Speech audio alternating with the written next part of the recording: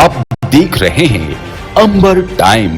ब्रह्मलीन परम पूज्य ब्रह्मचारी ब्रह्मनिष्ठा महामंडलेश्वर श्री श्री 1008 श्री स्वामी स्वरूपानंद जी महाराज के पावन स्मरण में गुरुवार को महाषोडशी भंडारे में महामंडलेश्वर स्वामी चिदंबरानंद सरस्वती सहित विशिष्ट ख्यातनाम संतों और महात्माओं का अखंड ज्ञान आश्रम में आगमन हुआ। महानिर्वाण षोडशी भंडारे में विशेष रूप से पीली कोठी आचार्य पीठाधीश्वर परम पूज्य स्वामी दिव्यानंद जी महाराज चित्रकूट, भानपुरा पीठाधीश्वर जगतगुरु शंकराचार्य ज्ञानानंद जी महाराज महामंडलेश्वर स्वामी चिदंबरानंद सरस्वती जी महाराज मुंबई, महामंडलेश्वर स्वामी चेतन स्वरूप जी महाराज इंदौर का विशेष सानिध्य प्राप्त हुआ। इसके साथ ही ओमकारेश्वर, वृंदावन, चित्रकूट, काशी, हरिद्वार, उज्जैन सहित अन्य स्थानों से भी संतों का आगमन हुआ। रतलाम सहित आसपास के ग्रामीण अंचलों के भक्तगण भी भंडारे में प्रसादी ग्रहण करने पहुंचे। संत समाज ने ब्रह्मलीन परम पूज्य बाल ब्रह्मचारी ब्रह्मनिष्ठा महामंडलेश्वर श्री श्री 1008 श्री स्वामी स्वरूपानंद जी महाराज की समाधि पर पुष्पांजलि अर्पित की। महामंडलेश्वर श्री श्री 1008 श्री स्वामी स्वरूपानंद जी महाराज 8 फरवरी 2023 को अखंड ज्ञान आश्रम में ब्रह्मलीन हुए थे, जिनके पावन स्मरण में गुरुवार को महाषोडशी भंडारा रखा गया था। महानिर्वाण षोडशी भंडारे में पहुंचे भक्तों और संत मंडली को श्रवण करवाते हुए महामंडलेश्वर स्वामी चिदंबरानंद सरस्वती जी महाराज ने कहा, श्रुति भगवती कहती है न तत्र प्राणा उत्क्रामन्ति, ज्ञानी के प्राण उत्क्रमण नहीं करते, इसलिए भी मृत्यु नहीं होती क्योंकि वो ज्ञान की परंपरा से थे महाराज। भानपुरा पीठाधीश्वर जगतगुरु शंकराचार्य ज्ञानानंद जी महाराज ने जीवन की व्याख्या करते हुए कहा, घटपट नाम अनेकन कहिए, घट माने घड़ा और पट माने कपड़ा। घट माने घड़ा और पट माने कपड़ा। घटपट नाम अनेकन कहिए, केवल सूत्र मृत्तिका है ये। घटपट नाम अनेकन कहिए, केवल सूत्र मृत्तिका है ये। पिता की देही द्वारा माता की देही से जो देही होती है और उस देही में जो शक्ति की बढ़ती अध्यात्म में आती है, वो इसलिए बिंदु परंपरा, और उस बिंदु परंपरा में माता पिता के शरीर द्वारा माता के शरीर से जो शरीर होता और उसी शरीर में नाद के द्वारा। इस मौके पर नगर विधायक चैतन्य काश्यप ने भी संबोधित किया। बाद में भानपुरा पीठाधीश्वर जगतगुरु शंकराचार्य के आदेश के बाद संत समाज ने परंपरा अनुसार आश्रम के उत्तराधिकारी स्वामी देव स्वरूपानंद जी महाराज को गद्दी और आश्रम के संचालन की कमान सौंपी। बाद में प्रसादी भंडारे का आयोजन किया गया।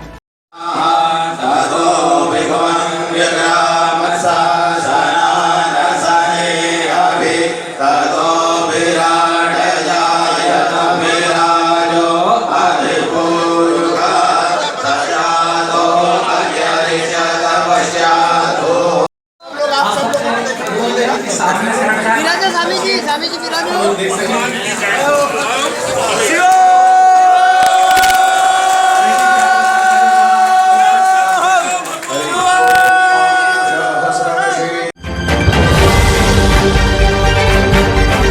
प्रदेश के पूर्व मुख्यमंत्री कमलनाथ द्वारा प्रदेश को मदिरा प्रदेश कहना प्रदेश की जनता का अपमान है। पूर्व मुख्यमंत्री के इस बयान पर आक्रोशित भाजपा ने धानमंडी चौराहे पर पूर्व मुख्यमंत्री कमलनाथ का पुतला दहन किया।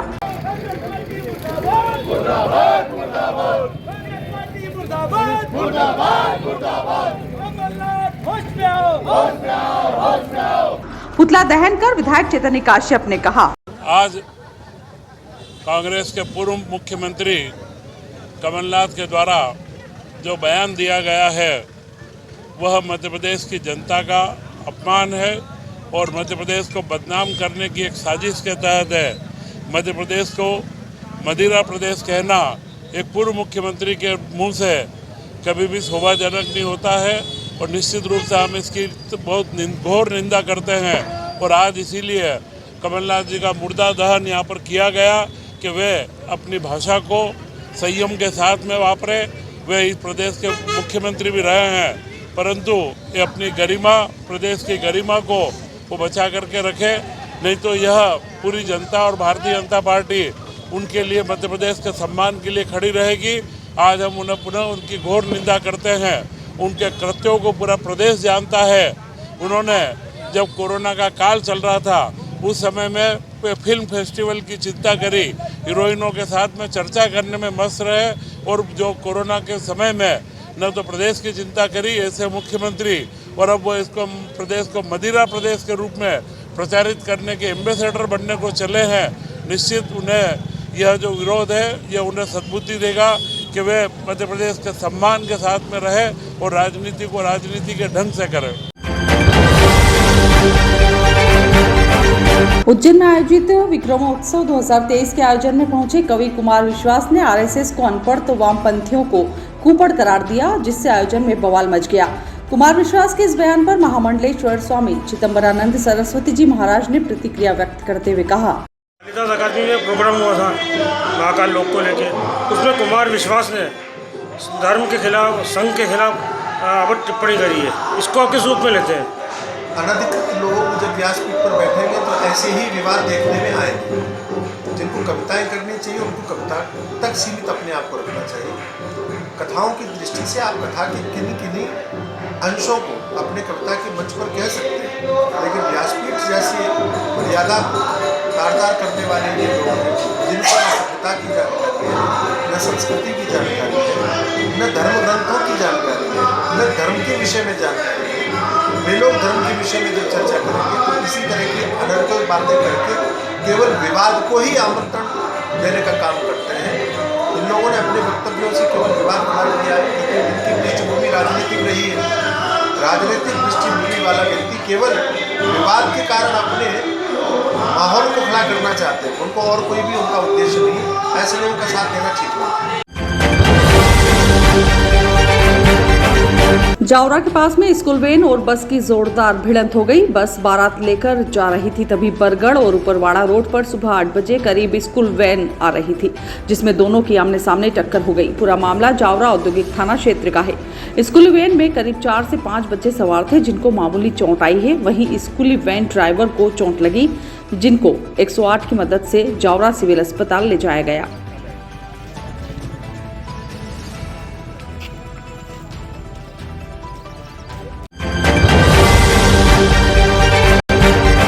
औद्योगिक थाना क्षेत्र में ऑक्सीजन प्लांट के समीप एक खंडहर में दबिश देकर पुलिस ने जुआ खेल रहे 8 आरोपियों को गिरफ्तार किया है। जुआरियों से पुलिस ने 50,400 रुपए नगद, 7 मोबाइल और ताशपत्ती जब्त की है। पुलिस की दबिश के बाद कुछ जुआरियों ने दौड़ लगा दी। पुलिस के जवानों ने उन्हें पीछा कर रेलवे कॉलोनी के पास से पकड़ा है। पुलिस के अनुसार यह जुआ आमिर खान उर्फ पप्पू और जितेंद्र उर्फ मोगली चलवा रहे थे।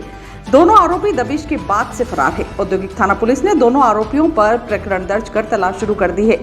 जुआ घर चलाने की सूचना मिलने पर थाना प्रभारी 4 टीम लेकर इंडस्ट्रियल एरिया में जुआ पकड़ने पहुंचे थे। जैसे ही टीम पहुंची, जुआ खेल रहे लोग भागने लगे। पुलिस ने जुआरियों को फिल्मी स्टाइल में पीछा कर पकड़ा। पुलिस ने मौके से जुआ खेलते हरीश पिता रिजुमल सिंधी, यूनुस पिता हबीब खान, नासिर पिता नरुल्ला खान, संजय पिता गोविंदराम पाटीदार, अरुण पिता हुकुमचंद खत्री, जितेंद्र पिता कालूराम, प्रवीण पिता नारायण सिंह सोलंकी और ताहिर पिता अब्दुल करीम को गिरफ्तार किया है।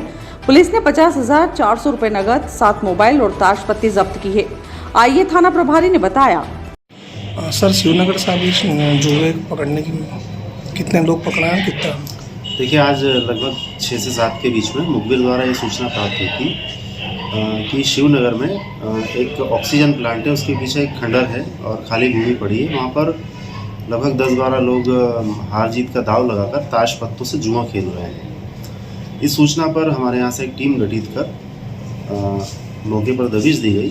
तो मौके से 8 जुआरियों को जुआ खेलते हुए रंगे हाथों पकड़ा है और उनके पास से कुल 50,400 रुपये की राशि जब्त हुई है। 4 ताश की गड्डियाँ जब्त हुई है, 7 मोबाइल जब्त हुए हैं। इसमें जो पकड़े गए आरोपी हैं वो हरीश सिंधी, ये मोहन नगर का है, जितेंद्र हरिजन, ये आरपीएफ कॉलोनी का है, प्रवीण सोलंकी, ये लक्ष्मणपुरा का है, ताहिर, ये कसाई मंडी का है, यूनुस, ये कालका माता कॉलोनी रतलाम का है और नासिर खान है, ये अर्जुन नगर रतलाम का है। संजय पिता गोविंद राम पाटीदार ये इंदिरा नगर का है, अरुण खत्री ये गांधीनगर रतलाम का है, और आमिर खान उर्फ पम्मू ये भी खेल रहा था, ये मौके से भाग गया था। इस तरह से इसमें 8 लोग पकड़ा गए थे और 9वां आरोपी जो है मौके से स्लिप होकर पुलिस से भाग गया था। 9 आरोपियों के खिलाफ जुआ एक्ट के तहत कार्रवाई की गई। मिशन कंपाउंड परिसर में वर्षों पुरानी इमारतों को प्रशासन ने ध्वस्त कर दिया है। ध्वस्त हुई इमारतों में मिशन हॉस्पिटल का भवन भी है। बताया जाता है कि कोर्ट के फैसले के बाद प्रशासन ने कार्रवाई की थी, लेकिन तब से अब तक मसीह समाज के 2 पक्ष आमने सामने होकर एक दूसरे पर आरोप प्रत्यारोप कर प्रॉपर्टी इंचार्ज को दोषी ठहरा रहे हैं। एक पक्ष के प्रॉपर्टी इंचार्ज हेमेंद्र वॉल्टर के कोर्ट ने दस्तावेज नहीं मानने की बात कही। प्रॉपर्टी इंचार्ज हेमेंद्र वॉल्टर ने प्रेस वार्ता कर सारी चीजें स्पष्ट करते हुए बताया कि मैं मिशन स्कूल का प्रिंसिपल भी हूं। सभी जिम्मेदार पदों से हटाए पूर्व प्रॉपर्टी सेक्रेटरी हेमेंद्र वॉल्टर ने बुधवार दोपहर में आरोप लगाया कि समाज के कुछ लोग मिशन कंपाउंड की संपत्ति हड़पना चाहते हैं। वॉल्टर ने सुजाता क्रिस्टी को प्रमुख बताते हुए कहा, तोड़फोड़ की कार्रवाई के बीच कंपाउंड के रहवासियों को भड़काकर मेरे ऑफिस तक आ गई थी। संपत्ति की देखरेख के लिए समिति बनाई हुई है जो प्रेसबीटर इंचार्ज की अध्यक्षता में काम करती है। प्रॉपर्टी इंचार्ज मर्जी से कुछ नहीं करता। समाज की 3 महिलाओं द्वारा मुझे चोर बताते हुए अभद्रता कर रही हैं। पारिवारिक विवाद को इस मामले में जोड़ रही हैं, जबकि मेरे द्वारा प्रॉपर्टी बचाने की पूरी कोशिश की, लेकिन कोर्ट हमारे दस्तावेजों से संतुष्ट नहीं रहा। 16 तारीख की जो घटना है, जो हॉस्पिटल गिराया गया शासन के द्वारा, मैं भी उस प्राइवेट कमेटी जो हमारी होती है उसका सदस्य था। मुझ पर कुछ महिलाओं द्वारा झूठे इल्ज़ाम लगाए गए कि सर के कारण ये प्रॉपर्टी तोड़ी गई है, जबकि शासन से केस हारा है हमारी कमेटी, हमारा ट्रस्ट। मैं तो खाली एक मामूली सदस्य था रतलाम लोकल प्रॉपर्टी कमेटी का। मुझ पर इस प्रकार के भ्रामक चिल्ला के मुझे चोर और ये वो पारिवारिक दुश्मनियां 27 साल पुरानी जो थी उसको ये लाकर मुझे अपने पद से हटाने की कोशिश की गई है कि हटाएं, जबकि इसमें मेरा कोई दोष नहीं है, ना मेरे पास कोई डॉक्यूमेंट। जितने डॉक्यूमेंट्स थे वो सब लगा दिए गए हैं वहाँ पर, और लड़ने की भरसक कोशिश की गई मेरे द्वारा कि किसी भी तरह से वो प्रॉपर्टी रुक जाए, पर शासन उससे सेटिस्फाई नहीं थी और वो हमारी ट्रांसफ़र डीड्स को मानने को तैयार नहीं थी। ट्रांसफ़र डीड को जज साहब ने नहीं माना और हॉस्पिटल टूट गया और मुझ पर कई इल्ज़ाम लगाए गए। कुछ महिलाओं द्वारा मुझे चूड़ी भेंट करना, ये करना, चिल्लाना, वो उनकी और मेरी पारिवारिक दुश्मनी थी। मैं प्रिंसिपल हूँ हाई सेकेंडरी स्कूल का, वो भी वहाँ अध्यापिका है, परंतु मेरे साथ पिछले 12 साल से उनका अभद्र व्यवहार रहा है, आज भी रहा है। और मुझे ये चैलेंज किया कि मुझे निकाल के बताओ। मैं ट्रेनिंग नहीं करूँगी, पर मुझे कोई निकाल नहीं सकता मसीह स्कूल से, और शायद वो अपने प्रयास में सफल भी हुई हैं कुछ हद तक। लेटर भी जारी कर दिया सीएनआई ने आपको पद से? हाँ, सीएनआई ने नहीं sir, church diocese of Bhopal ने। सीएनआई अलग है, सीएनआई का तो मैं सदस्य हूँ। वो डायसिस ऑफ भोपाल ने कहा कि आप यहाँ प्रॉपर्टी कमेटी से हट जाइए और यहाँ की लोकल कमेटी जो है उससे भी हट जाइए आप। ठीक है, मैं तैयार हूँ। अभी तो प्रिंसिपल के पद पे हैं आप? हाँ, मैं प्रिंसिपल के पद पर हूँ। जो इल्जाम लगे इसके लिए क्या करेंगे? अभी सर न्यायालय जा सकता हूँ सर, उस महिला के और उसके परिवार के विरुद्ध न्यायालय में जा सकता हूँ। दूसरी तरफ फादर के साथ दूसरा पक्ष शाम को फादर सैमसन दास के साथ सुजाता क्रिस्टी सामने आई। उन्होंने बताया, मेरा 30 साल से उनसे कोई झगड़ा नहीं है। मैं मिशन कंपाउंड की जमीन बचाने का प्रयास कर रही हूँ। 46 मकानों पर अलग अलग स्टे ले आए हैं। प्रॉपर्टी बचती है तो सबको मिलेगी। हम प्रॉपर्टी को बचाने का काम कर रहे हैं, इसलिए वे आरोप लगा रहे हैं। हम तीनों को जान का खतरा है। उन्होंने महिला का नाम लेकर आरोप लगाए हैं तो प्रमाणित करके दिखाएं, हम भी न्यायालय जाएंगे। उन्होंने इंचार्ज के साथ मीडिया को अपना पक्ष रखते हुए सारी गलती प्रॉपर्टी इंचार्ज की बताई। इन महिलाओं ने कहा, हम प्रॉपर्टी बचाने में लगे हैं, हमें अब प्रॉपर्टी इंचार्ज से अपनी जान का भी खतरा है। क्योंकि न्यायालय तो सबके लिए खुली है ना। और इसके पहले क्यों नहीं गए वो? जब तक अस्पताल टूटा, जब तक क्यों नहीं गए? अगर उनको ऐसे ही था तो अस्पताल टूटने के पहले जाते ना। और 3 महिलाओं के नाम उन्होंने लिए है ना, तो 3 महिलाओं से उनको आपत्ति है। अगर उनको लड़ाई करनी है तो बहुत सारे पुरुष उस काम में खड़े थे, उनका नाम नहीं लिया उन्होंने, 3 महिलाओं का नाम लिया। तो कितनी शर्म की बात है। और जो फादर की डेथ हुए इतने साल हो गए, उनका नाम ले रहे हैं, उनको नहीं लगता कि मेरे को ये कार्य नहीं करना चाहिए? क्या कारण है कि वो आपके लिए इस तरह से बात कर रहे हैं? अब ये कारण, सबसे मेन कारण ये है कि हम प्रॉपर्टी को बचाने का कार्य कर रहे हैं। ओके, बात बोलना चाहती हूँ क्योंकि उन्होंने 3 महिलाओं के नाम लिए हैं, तो हम तीनों को उनसे जान का खतरा है। अगर हम प्रॉपर्टी बचा रहे हैं तो हमको ना केवल उनसे परंतु तमाम उन लोगों से, अगर जो लोग इसमें शामिल हैं, उन सबसे अपनी जान का खतरा है। क्या आपको ऐसा लगता है कि वो प्रशासन से मिल गए? ये बात मैं नहीं कह सकती हूँ, क्योंकि मुझे ये भी नहीं मालूम है कि प्रशासन अपनी कार्रवाई को बिना उसके भेदभाव की कर रहा है कि नहीं कर रहा है। अगर प्रशासन भेदभाव कर रहा है तो ये प्रशासन जाने। हमको तो ये मालूम है कि वो व्यक्ति इंचार्ज था और वो व्यक्ति जो कर रहा है उसकी जवाबदारी उसकी है। मैं से इसमें इंचार्ज मैं अभी पास्टर इंचार्ज तो करीबन 21 फरवरी 2018 से पास्टर इंचार्ज, और जो चर्च का ही व्यवस्थाओं को देखता रहा, बाकी प्रॉपर्टी वगैरह से संबंध में कुछ भी नहीं रहा। तो अभी जो भी डॉक्यूमेंट में कमी रही या जिस कारण से भी ये जो है आपकी ज़मीन जो हाथ से चली गई है, इसके लिए आप किसे जवाबदार ठहराते हैं? इसके लिए तो अब जो प्रॉपर्टी इंचार्ज थे, क्योंकि मेरे पास कोई हैंडओवर वगैरह कुछ भी नहीं हुआ है, मुझे कुछ भी नहीं मिला है, तो इसके लिए यही है कि मेरे पास कोई पेपर्स वगैरह नहीं है।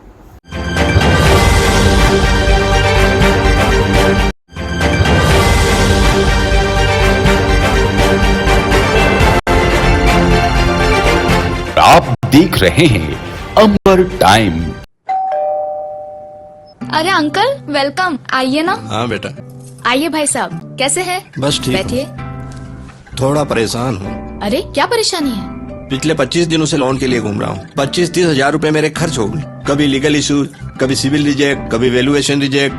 70,000 की सैलरी होने के बाद भी मुझे लोन नहीं मिला। चिंता ना करें भाई साहब, आपने कॉर्पोरेट फाइनेंशियल सर्विसेज का नाम सुना है? हमारा तो बिना किसी परेशानी के परसों ही लोन सैंक्शन कराया है इन्होंने। चाहे होम लोन हो, मोर्गेज लोन हो, कार लोन हो या ओडी लोन हो, किसी भी प्रकार का लोन हो, all over MP best service provider. Corporate financial services आपको आसानी से लोन प्रोवाइड करवाती है। सच में? जी हाँ, ये 108 बैंक्स और एनबीएफसी के पार्टनर्स हैं। अरे दीदी, हमें तो 2 दिन में ही लोन मिल गया था। अरे हाँ, 48 घंटे में लोन प्रोवाइड कराने की गारंटी भी इन्हीं की। अरे वाह, वैसे क्या नाम बताया आपने? Corporate financial services. चाहिए 5 लाख या 500 करोड़ का लोन, मिलेगा हर तरह का convenience at corporate financial services. अरे मैडम, आज मैं बहुत खुश हूँ। मेरा लोन तो 48 घंटे के पहले ही सैंक्शन हो गया है। क्या बात है, बधाई हो भाई साहब। अधिक जानकारी के लिए संपर्क करें। KFS corporate office 21 Kothari market, Arvind Raj stationery shop के पास, 232 रतलाम। Phone number 07412356268 6263791851।